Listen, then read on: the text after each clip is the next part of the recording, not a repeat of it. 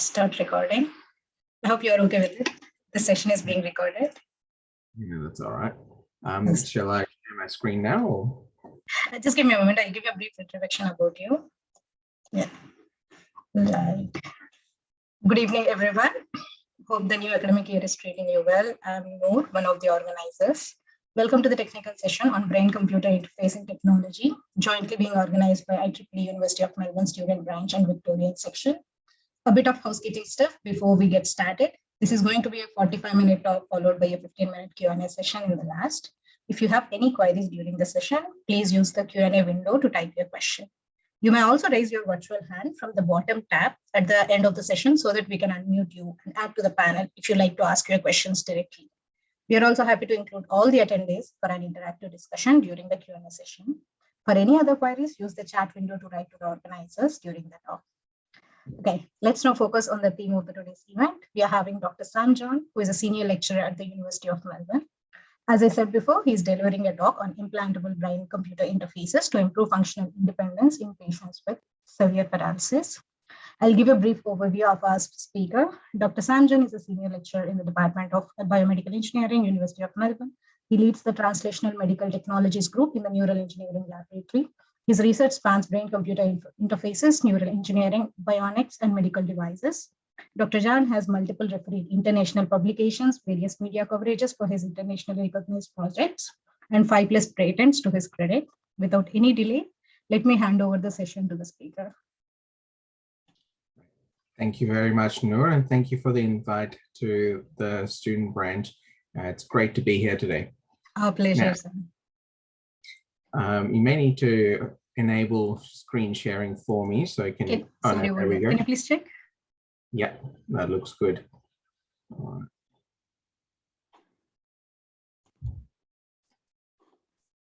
right. If you're not able to see this screen, do let me know. Yeah, I think we can see. Yeah. Oh, good. Awesome. Great. So today I'm going to talk about brain-computer interfaces and how we get from thought to robotic control. Briefly, I'm going to talk about a couple of different aspects. I'm going to start with describing what is a brain-computer interfaces, and then I'll go on to describe some of the challenges that we face with brain-computer interfaces. I'll also discuss the vascular approach to brain-computer interfaces, which is one of the main projects I've been involved in the last few years. And finally, I'll talk a little bit about the BMI or brain-machine interface standards group that I'm a part of, where we're looking at how do we standardize terminology and how we standardize reporting with brain-machine interfaces. So just a bit of background. One of the big issues that we face globally is paralysis. By 2025, it's estimated that about 50 million people will have some sort of paralysis. Many of these result from spinal cord injuries, of which 81% of people with spinal cord injuries tend to be males. 55% are between 16 and 30 years old. So it does affect people with paralysis very early on. Unfortunately, there is no cure. Other diseases like ALS or motor neuron disease are also very representative of people with paralysis who there is no cure for and are looking for some way of improving the quality of life. This is where a brain-computer interface comes into play, or a brain-machine interface. I'm going to use brain-machine interface and brain-computer interface a little bit interchangeably here. A brain-machine interface is any device that can plug into the body, plug into the nervous system, record information about what you're thinking or an intended movement or thought, and then converts that into a signal that can be used to control a prosthetic arm, a wheelchair, a computer, and so on. And back in 2010, Miller kind of defined different locations of where we could start putting these brain-machine interfaces in. And one of those locations is the peripheral nervous system, where we can record from the peripheral nervous system, or the central nervous system, where we can place electrodes in different places along in the brain. We can go on to further subdivide these brain-machine interfaces into active, reactive, or passive types of brain-machine interfaces. So active brain-machine interfaces are those which require conscious voluntary thought. So things like imagine movements, imagine words, sceneries, and so on.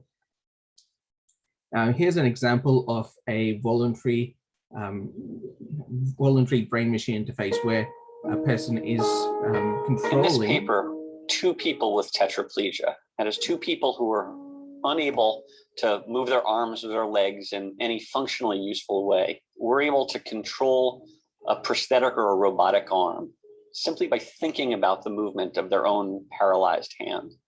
And they did that using the investigational brain-gate neural interface system. So they thought about using their own arm and hand as though they were reaching out themselves with their own limb, and the robotic arm moved much the way their own arm would have moved. One of the long-standing questions, not only in neuroscience, but in neurorehabilitation, is whether the cells in the motor cortex and other parts of the brain, whether they continue to function the same way years after that original injury. It is possible for people to use their thoughts to control devices, either a computer or a robotic arm. And the way that happens is that we implant a tiny sensor, just about the size of a baby aspirin, just into the surface of the brain. And that sensor pick up the electrical impulses from a bunch of neurons. And each of those little neurons are like radio broadcast towers putting out impulses. And when they get to the outside, a computer translator converts the pattern of pulses into something that is a command.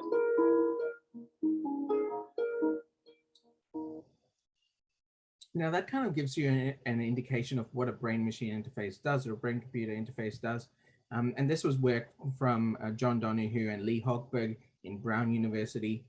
And they were able to show how a person could control a robotic arm to feed themselves to move a robotic arm.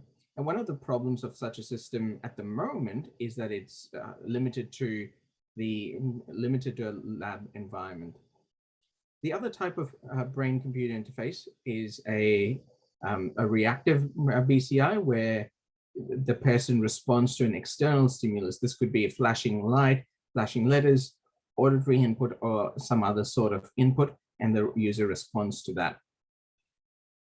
Now, here's an example of one where a person is trying to type the words hands-free using just their using a response on this typing system called the P300 speller.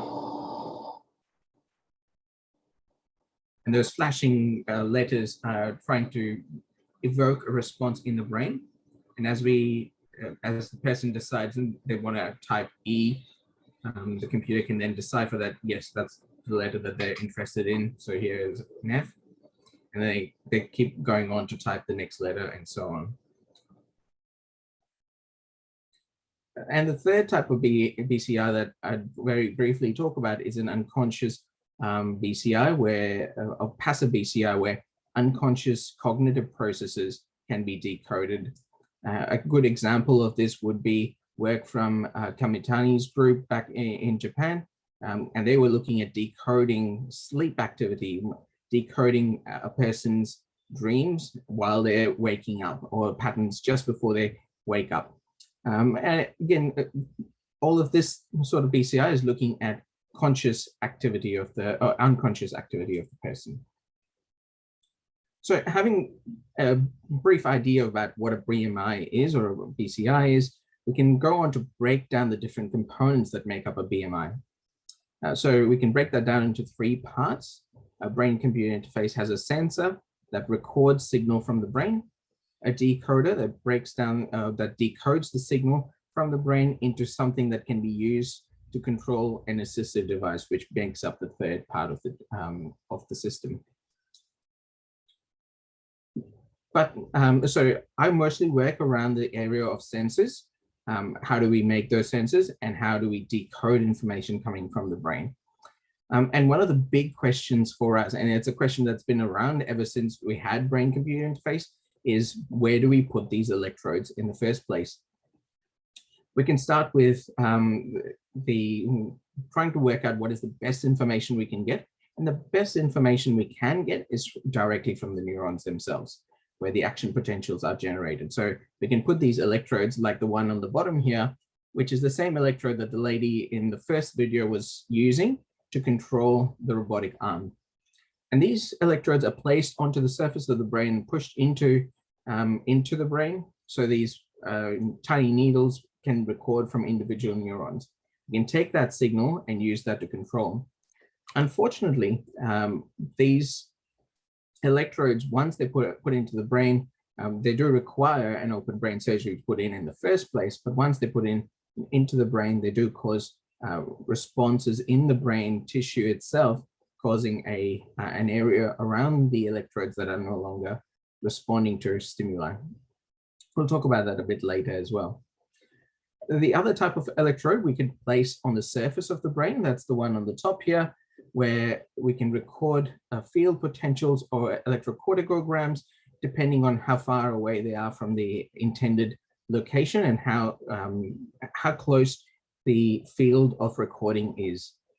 We can then use that to decode information from the brain, and then use that to control a robotic arm. Again, the downside of using these electrodes is that it is further away from that original neuron that was generating the response. So we are further away, but it is slightly less invasive. It still does require an open brain surgery though.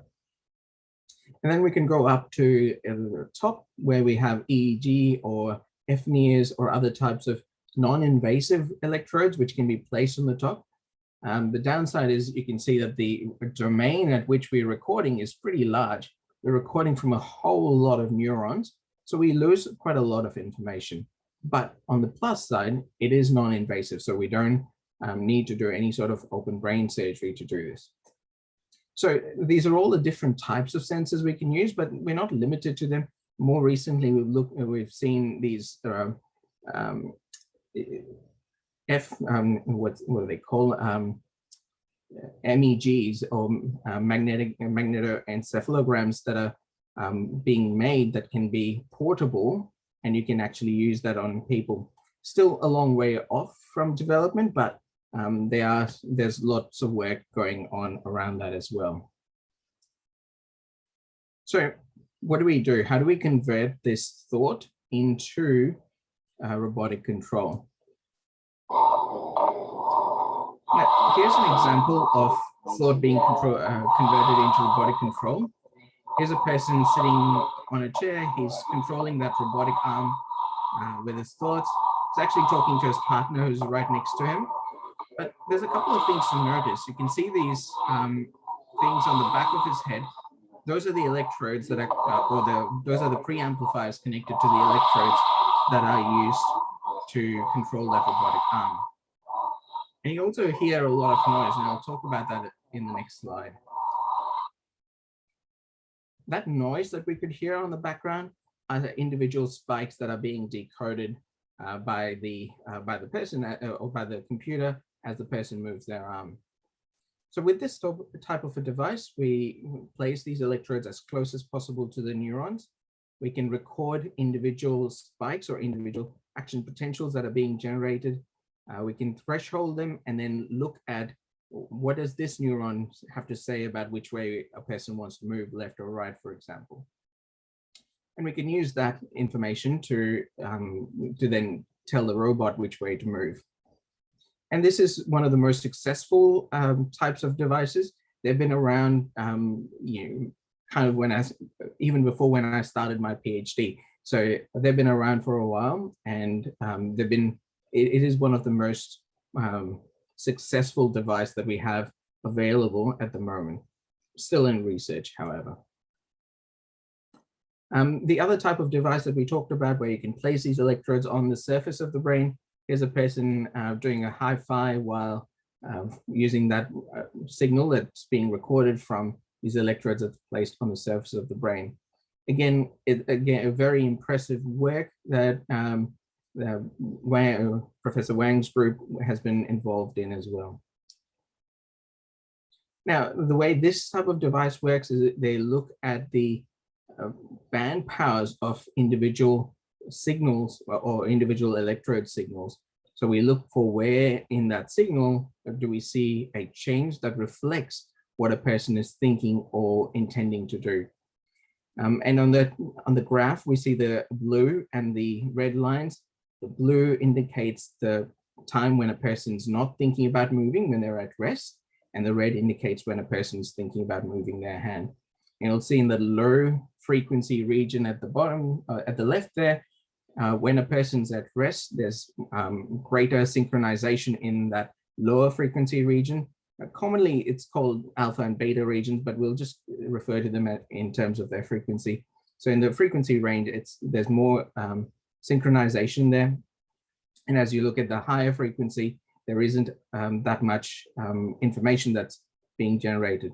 But when a person wants to move their hand, there's this decrease in that signal where in the lower frequency area, but there's an increase in the band power in the higher frequency region. So we can then use that information across the number of electrodes that we do have to decode what a person intends to do. Now, the problem with both of these devices is that if we look at the very first one, the first device, if we put electrodes into the brain, it does cause a disruption in the blood-brain barrier. It then elicits a response, which is a normal response from the brain to a foreign body going into the brain, and it starts to isolate this new foreign body that's gone into the brain. And it does that by activating these microglia and macrophages around the electrode itself.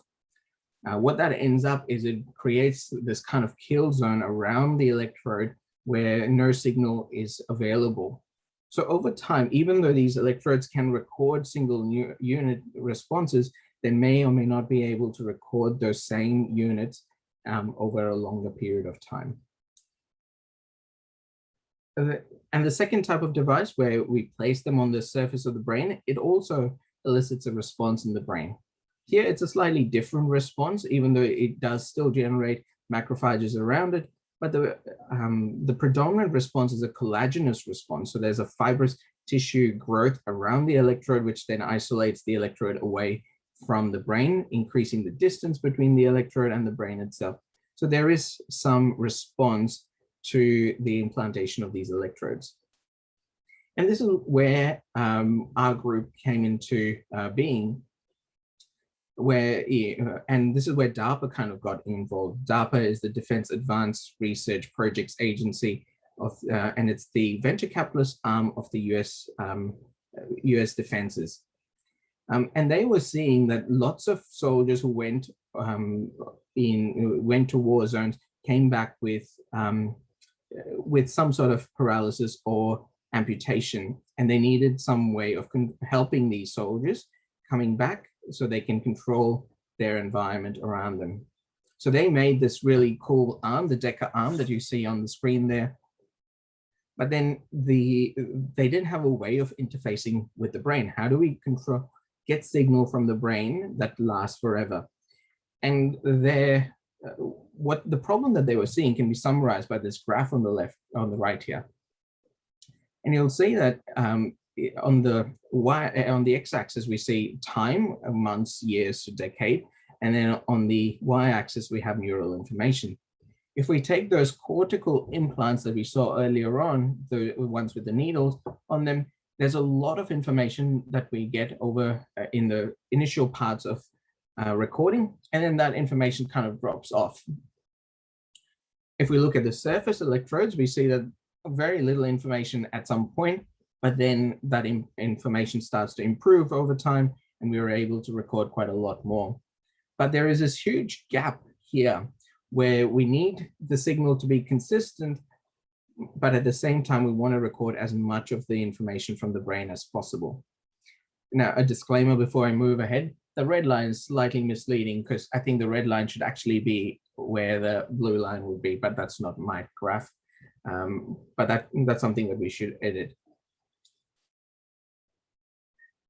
So overall, there is a challenge for the neural interfaces. There's several challenges for neural interfaces, particularly with brain-computer interface. One of the main challenges is, can we reach an area of interest in the brain where we can record from the brain consistently?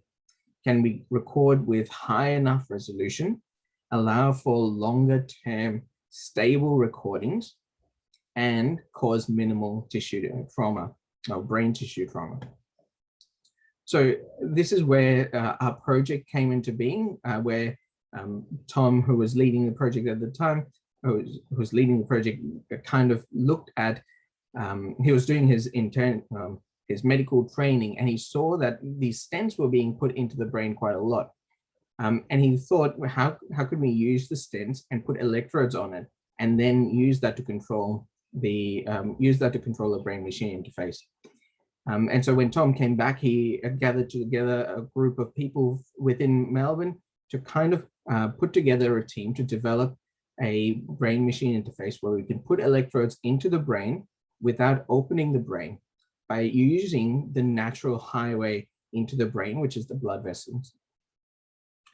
The advantage of doing this way is that we're still, the electrodes can be placed under the skull. We don't need open brain surgery, and we don't disrupt the blood-brain barrier.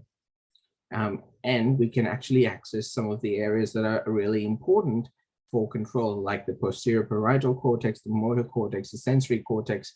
And so we are able to access the brain. Now, this technique is not something new. Stents have been something that we put into people for a long time. It's used for treatment of idiopathic intracranial hypertension, for example. The cardiac pacemaker, which is one of the most successful, uses a wire that's placed into the heart. So these are technologies that have been around for a while. Back in 1973, Penn and their group were able to record using these wires placed into the brain. They were able to record seizure activity in people. So this type of work has been around for a long time, but what happened was none of this work could actually, none of these electrodes could be placed in the brain over a long period of time.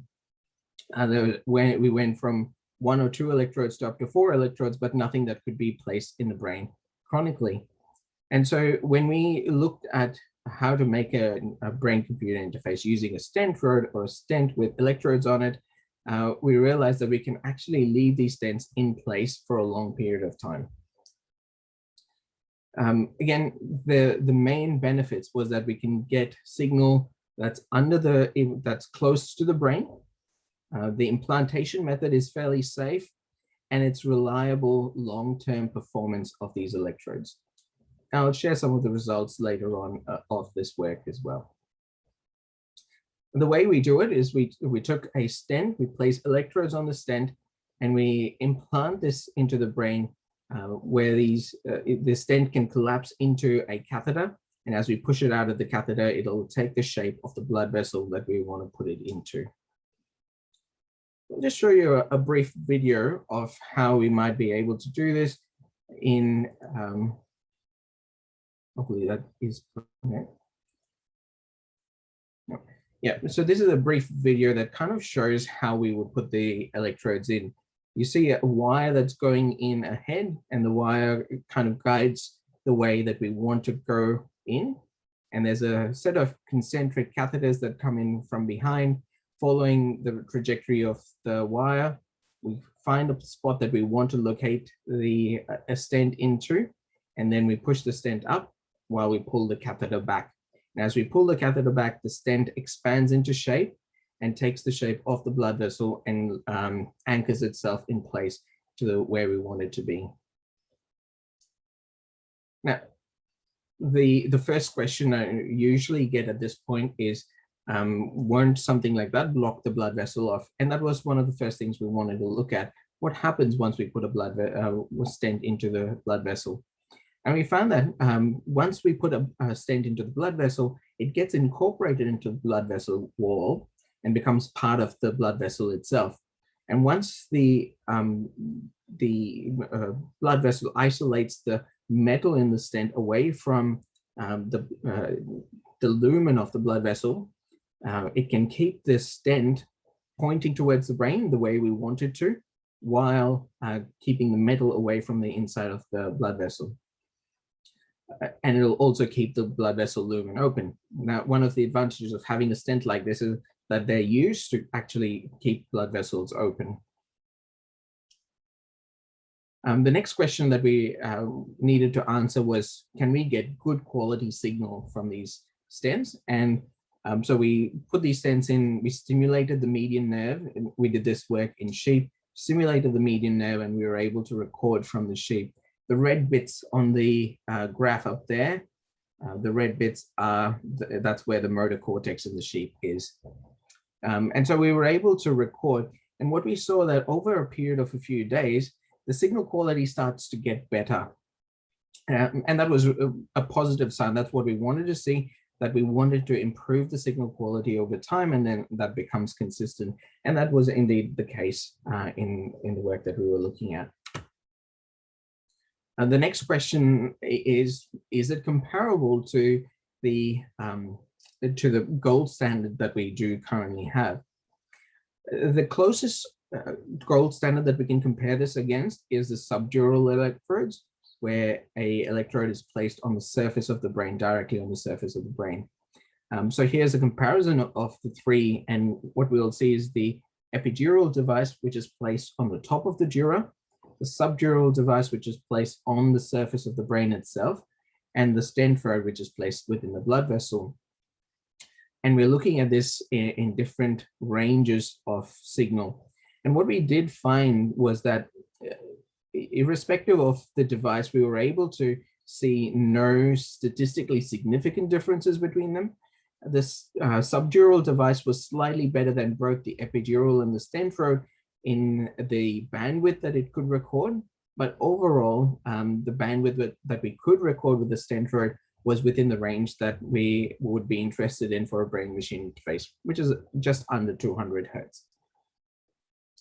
So these were all positive results, and on the back of that, we were able to look for where do we put these stents into a human blood vessel so that we can actually record signal that's of interest. And so we located the superior sagittal sinus, which is this big blood vessel in the human brain, which runs alongside the motor and somatosensory cortices. So we can put the electrode right next to the superior sagittal sinus, in the superior sagittal sinus next to the motor cortex, and then we can record that information. So overall, we were able to then show that we can put the electrode into the animal, that we could record signal from the animal, the stent gets incorporated into the blood vessel, and that we can record for a chronic period of time. And then we went on to do the clinical trial, and here's Peter, hopefully they'll play soon. Here's Peter looking at the, sitting here with the patient in our first patient and recording some data. I was diagnosed with MMD in May of 2015. And from day one, I was very keen to get involved in any sort of trial to prolong my life or find a cure. In April 22nd of this year, I had the procedure to implant the stent probe into my brain, my motor cortex, and the device into my chest. So I can get blood green. Those movements are on mine. The stent probe sits in a major vein between my motor cortex, and your motor cortex is the planning part of your brain. So the first set of trials that we did was, tap the left ankle 10 times, tap the right ankle 10 times, your right wrist, your left wrist. And they took the readings from those commands to write an algorithm. I think about tapping my left ankle, but not actually tapping my left ankle. And the algorithm then identifies that brain pattern and creates a command on the screen, which would be a left mouse click, for argument's sake. If I can get to the spot I need to go to and hold that command, that thought of tapping my left ankle, I can actually zoom into the screen. I've always been conscious that this probably won't be a great help for me as an individual in the short term, because I won't get enough control to do what I could do with my hands. But those who come behind me will get that benefit. So I'm excited that we can help others.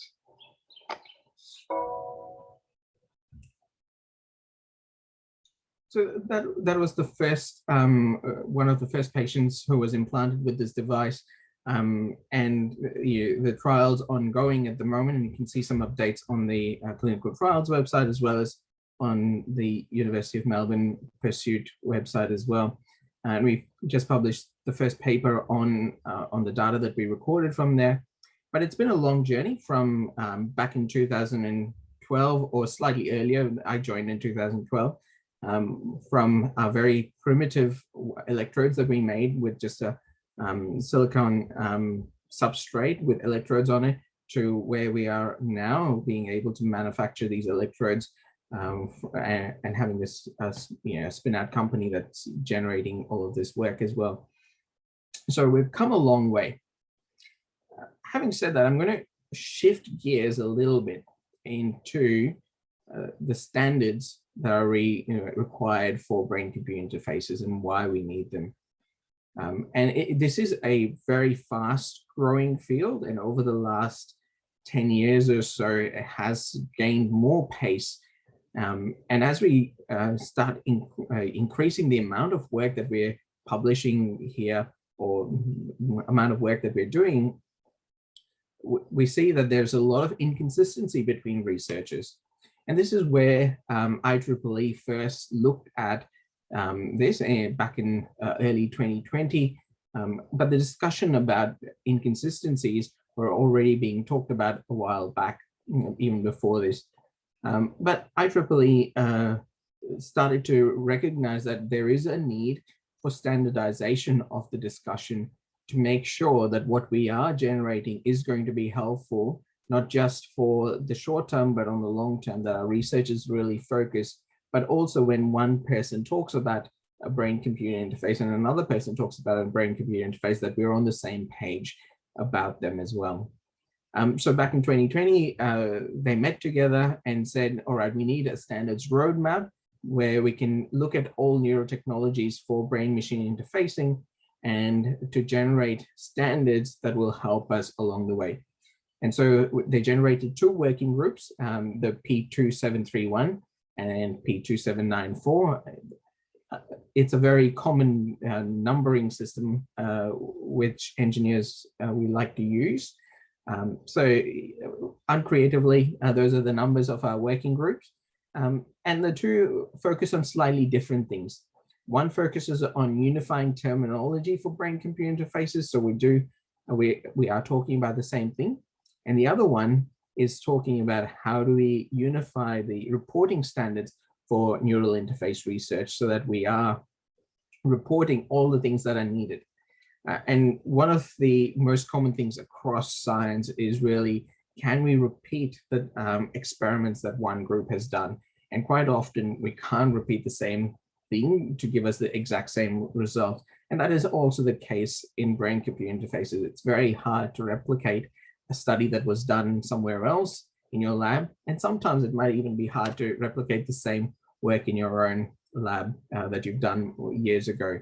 And that might be part of the problem, is that we don't always report everything that we need to report. So there is some, one of the things that the group did come up with was that there is an existing tension between BMI research and BMI development. And there is this conflict between, striving for safety, striving for open research, making sure that everyone understands what's being said, that the clinical regulations are in line with what we want, and the interest from an industry's point of view of being able to protect IP. How do we have open research and how do we protect IP? Whereas consumer regulations, private industry and interest from industry groups as well. So how do we negotiate between these multiple competing ideas? And so I don't have any answers for you of how we do them, but we are meeting together with a group of people from across the globe and working out different ways that we can provide a clear advantage with our standards, so we can bring together researchers, bring together industry and clinical stuff so that we can work towards the same thing. So some of the things that we did talk about earlier on was, any standard that we develop must have a clear advantage for the whole community, not just one person, not just the researchers or the industry, but rather the whole community, including patients, manufacturers, scientists. And we need to do that in terms of the quality, safety, and efficacy of our devices. We also don't want to be reinventing the wheel. We don't want to be saying, let's create a new format for saving BCI data. We do want this to be easily understandable, and we shouldn't. It shouldn't represent a limitation to the way that we implement BCIs either. But all of these put together, there's a lot of challenges to face, and one of the key things that IEEE standards does focus on is being able to get consensus around the people who are involved, being able to include people or representatives from different patient groups through to industry and research, bringing everyone together and try and come up with a standard that we have consensus over. And so we've started this work. We've been doing this for the last 2 years. We've been busy writing papers. This is just 2 of the papers that we've written where I was one of the authors, but there's lots of other papers. Calvin, who's on today, is one of the the first author on that first paper, but is extremely involved. Calvin and I seem to be the representatives for Australia, but our group is actually made up of people from America, Europe, China, Japan. There's lots of people. We do meet very late at night, late for us at night. So, but our colleagues overseas have been kind enough to make the meeting at midnight rather than at 2 a.m. So that kind of helps. So we are meeting together, but we do need more people to join the working groups. The more people we have, the better representation we will get of what is required.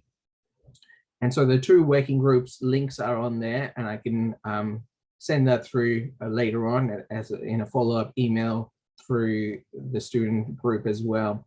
And feel free to join in and sign up to join the working group as well. So this is an open invite for anyone who does want to join the working group. With that, I'm going to open it up to questions, and I'll finish my talk.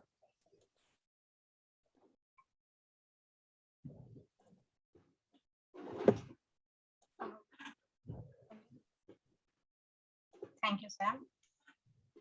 Thank you so much for sharing the experience and the knowledge on the interface technology. And also, it has been amazing for all of us. And I would also like to thank Dr. David Reardon, Paul Jr., and David Smith from IEEE UMBC committee who kindly joined the session today. Apart from that, IEEE UMBC is organizing a technical talk, just a little announcement. The details will be in the chat. So if you'd like to join, that's in the next week. So that's apart from that, let's come back to our current session. From what I understand, this brain-computer interfacing technology actually focuses on helping paralyzed people control us with assistive devices using their thoughts.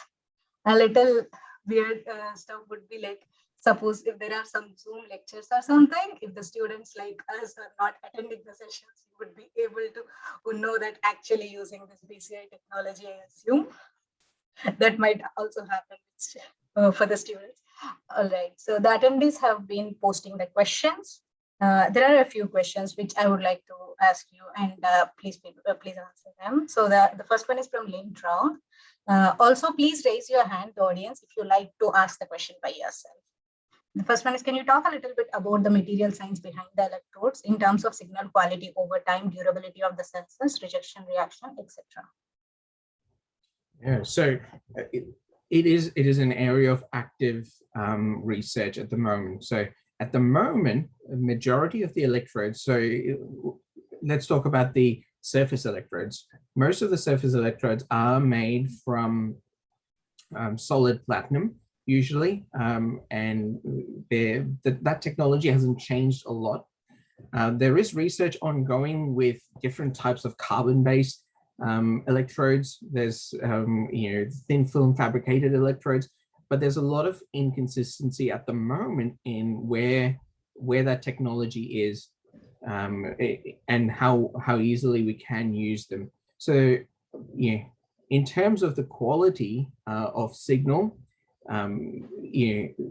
the easiest ones to make are really the platinum electrodes, and they do give us the quality of signal that we want. Using thin film, for example, doesn't improve the quality of recording as such, but we might be able to improve stimulation when we want to do closed loop control of devices.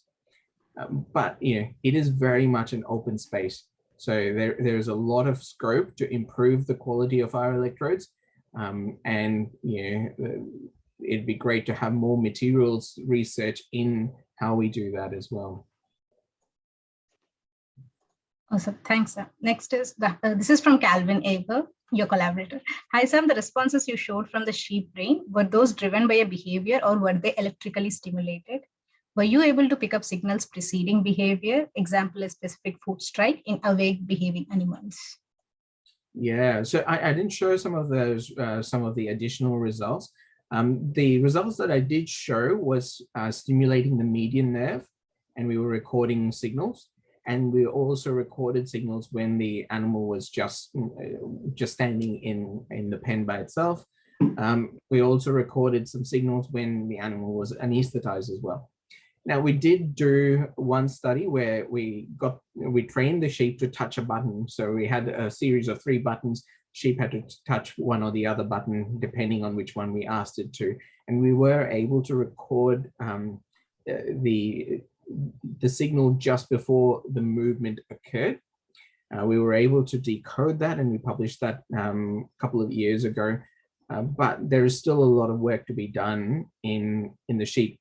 Now, in terms of whether we can record that intent in humans, we were able to do that, particularly in the first few patients. We were able to record that signal preceding their thought of movement or intent of movement.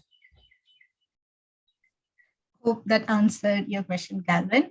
And then the next is from Ellis. How much flexibility does the stray node have? And how does it compare with other electrodes? That's a good question. So the stent for it is, it's got 2 parts. The stent, the mesh scaffold that is highly flexible. So it can collapse from about 4 millimeter diameter down to into a catheter, which is less than 1 millimeter in size.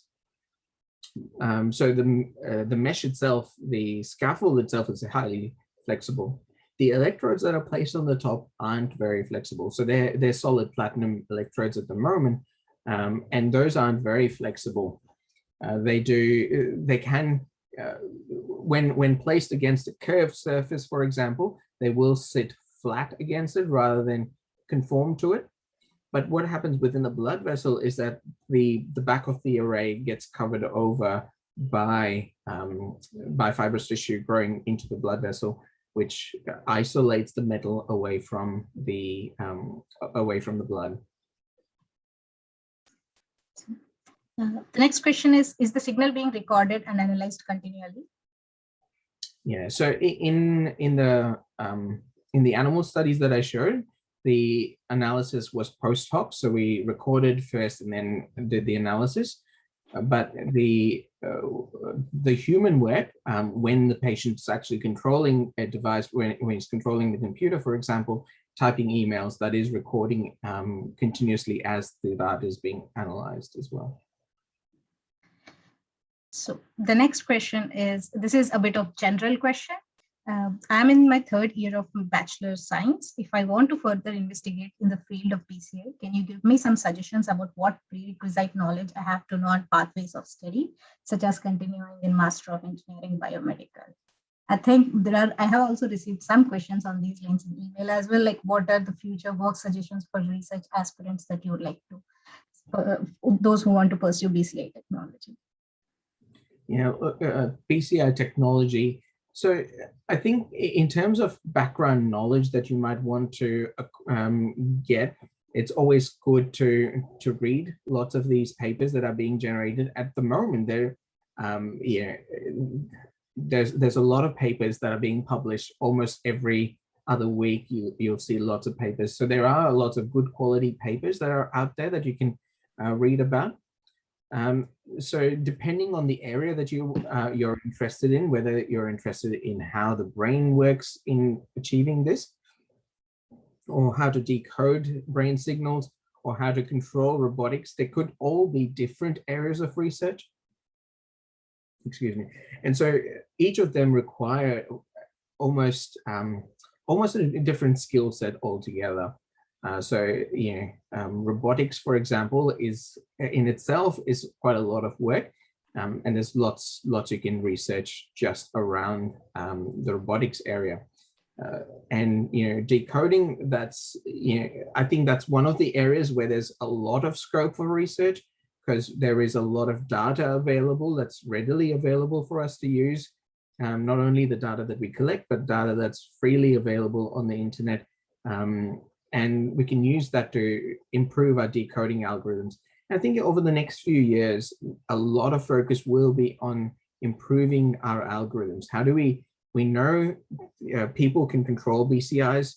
We know that we can make robotics that are really good, but it's bridging that gap in between. How do we make it so good in our decoding that we can actually decode everything that a person is thinking, and be able to control a device with enough accuracy that it'll be really useful for people like our patient who said they would really like something to be able to be more usable. And the device at the moment is good, but it's not giving him all the functionality he'd like to have. And I'm sure that's helpful for all the interested enthusiasts. And there's another question from Duncan. How quickly can the system pick up a foot tap? Could it notice a 4-bar beat? 4-bar beat. I'm guessing you're talking about music beat there, but how quickly? So our current decoding algorithm is based on 100 millisecond blocks. So it decodes every 100 milliseconds of brain signal coming in. I guess the delay there would be about 100 milliseconds in that case. But in reality, we actually do need a little bit more than that. We might actually need 2 or 3 blocks to be confident that the signal that we're getting is actually what we want. So even then, it's currently under a second, but give or take, varies. I am from electronics background. I'm learning all new terms here. So there is another question from Lee, the one who asked the very first question about the electrodes. Can you talk a bit more about how your team built the ML model to train the decoder in terms of feature engineering, data sets, etc.? Okay, that's a very big question. So that spans about 6 years of work of where we started. Our very first step that we were looking at was just, can we get good signal? And what does that signal say? We did look at decoding in the sheep, but one of the things is that some of the studies in animal models may not directly translate to the humans. So we did come up with a strategy for how we would decode signals. So we started off, we said, all right, let's not spend a lot of time decoding signals in the animal studies. Let's go and build this directly for a human to use. Based on a lot of the literature that is available, we were able to say, we'll focus on a set of 10 tasks that we'll ask a person to do, one of which was foot tapping that a patient was talking about.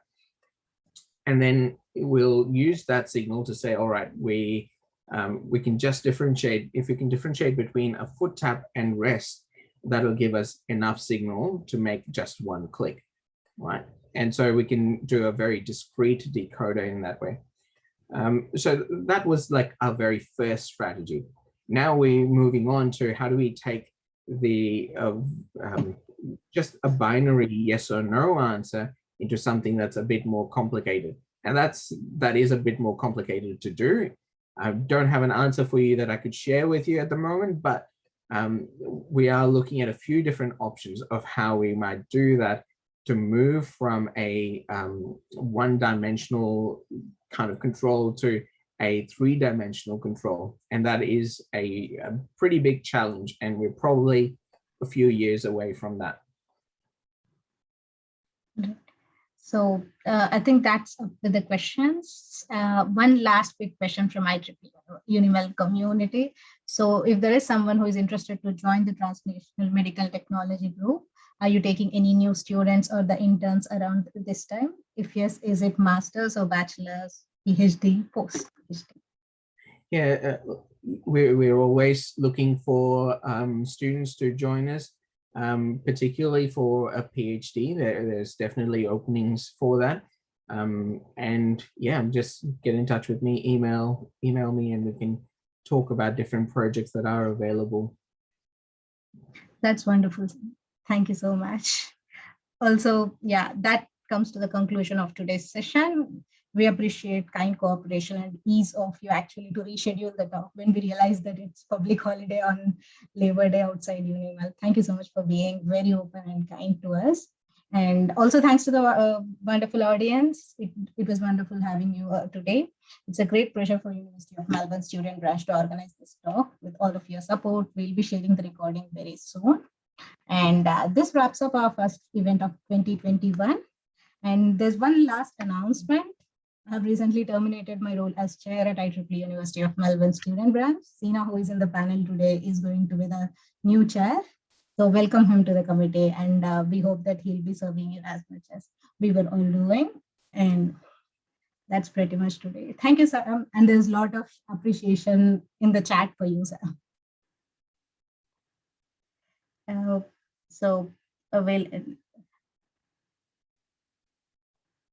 I think you're on mute, sir. Yeah. Oh, am I better now? Yeah. Oh, good.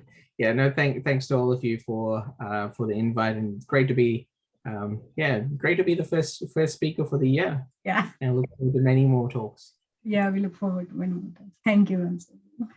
Thank you.